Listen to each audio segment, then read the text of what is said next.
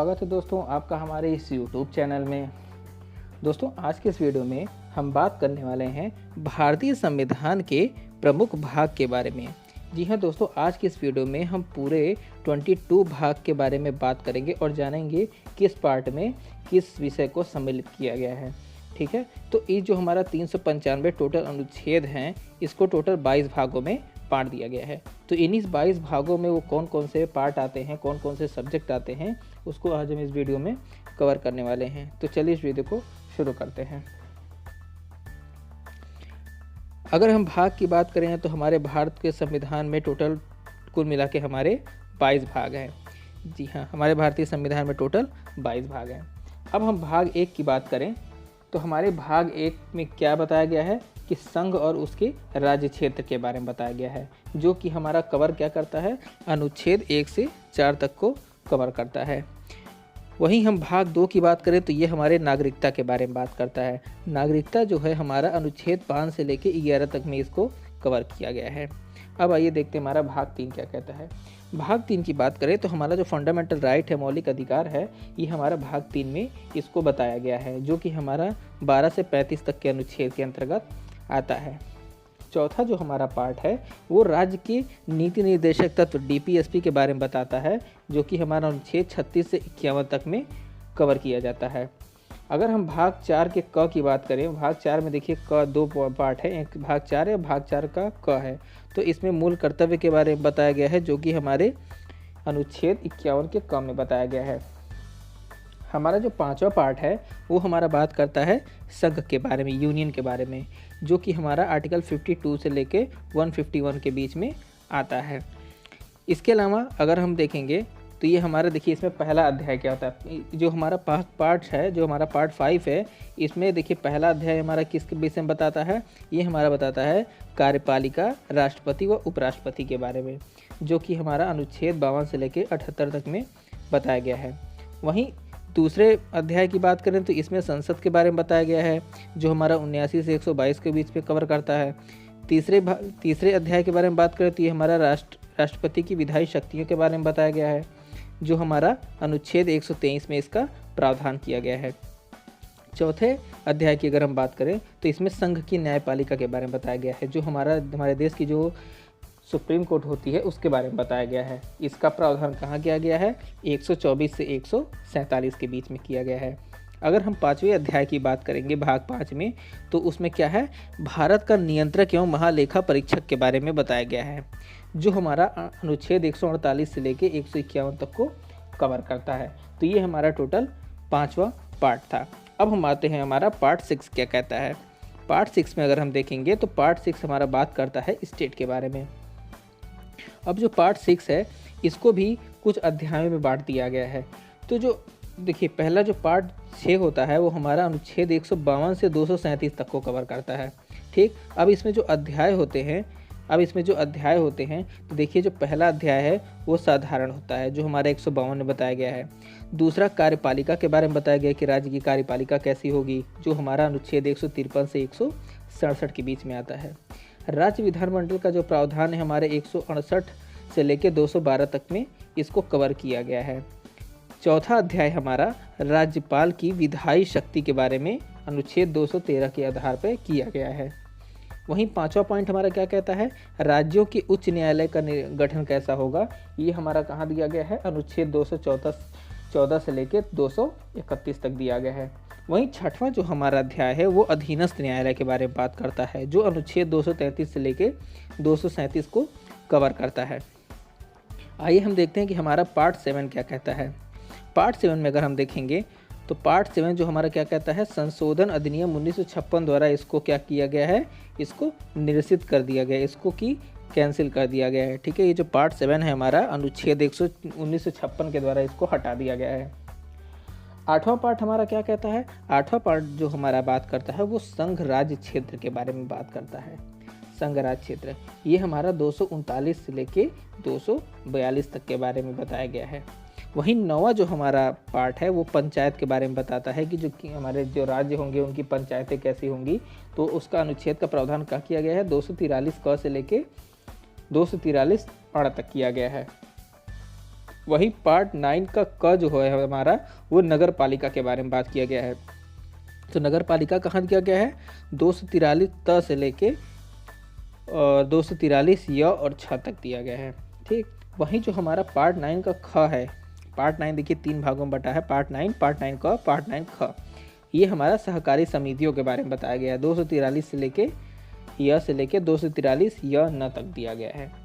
अब हम बात करते हैं कि हमारा पार्ट 10 किस बारे में बात करता है। पार्ट 10 हमारा बात करता है अनुसूचित जाति और जनजाति के बारे में बात करता है। जो हमारे क्षेत्र के जो शेड्यूल कास्ट, शेड्यूल ट्राइब के जो एरिया होते हैं उनके बारे में बात करता है। ये प्रावधान हमारा कहाँ किया गया है, अनुच्छेद 244 पे किया गया है। वहीं पार्ट 11 हमारा बात करता है संघ और राज्यों के बीच संबंध के बारे में, कि हमारे जो संघ होते हैं और राज्य होंगे उन दोनों के बीच का संबंध क्या होगा, उनको कौन हमारा बताता है, हमारा पार्ट 11 बताता है। अब हम आते हैं पार्ट 11 भी हमारे 2 अध्याय में बटे हुए हैं। तो जो हमारा पहला अध्याय है उसमें विधायी संबंध के बारे में बताएंगे। जो हमारा संघ और राज्य होगा उसके विधायी संबंध कैसे होंगे, उन लोग कानून बनाएंगे तो उनके कैसे संबंध होंगे। दूसरा हमारा अध्याय क्या कहता है, प्रशासनिक संबंध कैसे होंगे। प्रशासनिक संबंध कहाँ दिया गया, 256 से लेकर 263 अनुच्छेद में इसको कवर किया गया। वहीं हम विधायी संबंध के बारे में बात करें तो वो 245 से लेकर 255 के बीच में दिया गया है। आइए हम पार्ट 12 के बारे में देखते हैं। जब भी अगर पार्ट 12 की बात आए तो आप समझ जाइएगा वित्त संबंधी या संविदाएं और वाद के संबंधी जितने भी मामले होते हैं ये हमारे किस में आते हैं, पार्ट 12 में आते हैं। ये हमारा कहाँ कवर किया गया है, आर्टिकल 264 से लेके 300 तक कवर किया गया है। अब इसको भी हम चैप्टर वाइज देखते हैं। तो जिसका फर्स्ट चैप्टर है अध्याय 1 जो है वो वित्त के बारे में बात करता है, वित्त संबंधी प्रावधान जो 264 से लेके 291 तक बताया गया है। सेकंड जो हमारा चैप्टर है वो उधार लेना से संबंधित बताता है, जो 292 से 293 के बीच में है। वहीं संपत्ति, संविदाएं, अधिकार एवं दायित्व, बाध्यताएं और वाद से संबंधित जो मामले होते हैं ये हमारे थर्ड चैप्टर में आते हैं, जो अनुच्छेद 294 से लेकर 300 तक को कवर करता है। वहीं जो चौथा हमारा संपत्ति का अधिकार है ये 300 क में बताया गया। जी हाँ, देखिए जो संपत्ति का अधिकार है ये देखिए पार्ट 12 का हिस्सा है, 300 क में इसको डिफाइन किया गया है। अब हम बात करते हैं हमारा पार्ट 13 किस बारे में बात करता है। पार्ट 13 की अगर हम बात करें तो पार्ट 13 हमारा बात करता है भारत के राज्य क्षेत्र के भीतर अगर व्यापार का मामला है, ठीक है, भारत देश है उसके अंदर अगर कोई व्यापार से संबंधित मामला है, वाणिज्य और समागम से संबंधित मामला है तो हमारा पार्ट 13 कवर करता है, जो हमारा अनुच्छेद 301 से लेकर 307 के बीच में बताया गया है। वहीं पार्ट 14 की अगर हम बात करें तो संघ एवं राज्यों के अधीन जो सेवाएं होती हैं उसको कवर किया गया है, जो हमारा 308 से लेके 323 तक को बताता है। इसको भी दो अध्याय में बांटा गया है। पहला सेवाएं होगी, दूसरा लोक सेवा आयोग होगी। जब भी लोक सेवा आयोग की बात होगी तो हम ध्यान देंगे कि हमारा पार्ट 14 जो है लोक सेवा आयोग के बारे में बात करता है, जो हमारा 315 से लेकर 323 तक में बताया गया है। वहीं 308 से लेकर 314 हमारी सेवाओं के बारे में बताया गया है। अब हम पार्ट 14 के क में आते हैं तो अधिकरण के बारे में बात करता है, ठीक है, जो हमारा 323 क से लेकर 323 ख के बारे में बीच में बताया गया है। वहीं पार्ट 15 हमारा इलेक्शन कमीशन के बारे में बताया गया है, निर्वाचन संबंधी जो प्रावधान है उसके बारे में बताया गया है। ये हमारा अनुच्छेद 324 से लेकर 329 तक में बताया गया है। पार्ट 16 की अगर हम बात करें तो पार्ट 16 हमारा जाता है कुछ वर्गों के संबंध में विशेष उपबंध। जो हमारे देश में जो कुछ विशेष वर्ग होते हैं उनके लिए कुछ विशेष प्रावधान अगर विशेष उपबंध किया गया है तो हमारा पार्ट 16 के आधार पर उनके बारे किया जाता है, जो हमारा अनुच्छेद 330 से 342 के बीच में आता है।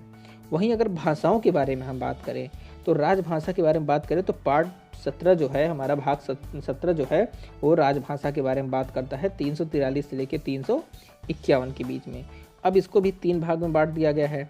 पहला संघ की भाषा, ये पहले अध्याय में बताया गया है 343 से 344 में। प्रादेशिक भाषा जो होती है, जो प्रदेश की भाषा, 345 से 347 में।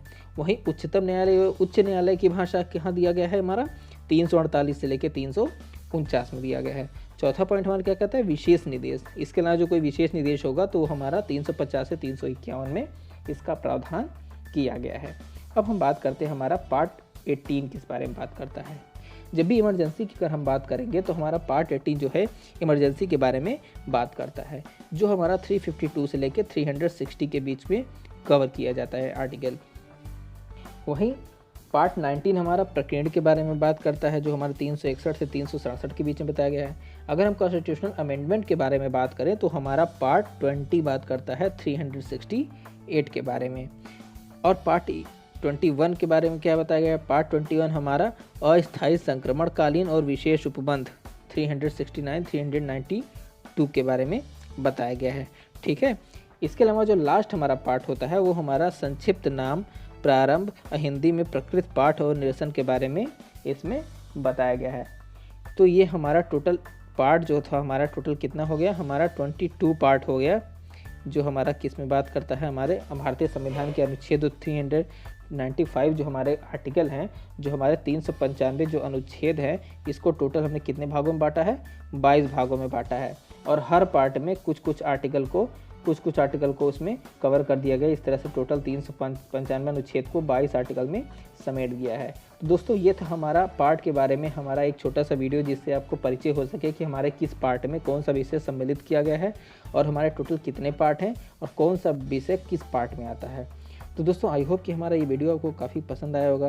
पसंद आया तो आप हमारे इस वीडियो को लाइक कीजिए, कमेंट कीजिए, अपने फ्रेंड के साथ शेयर कीजिए, और अगर आपके मन में कोई क्वेश्चन हो तो आप नीचे कमेंट बॉक्स में पूछ सकते हैं। मिलते हैं हम आपसे अगले वीडियो में, तब तक के लिए थैंक यू।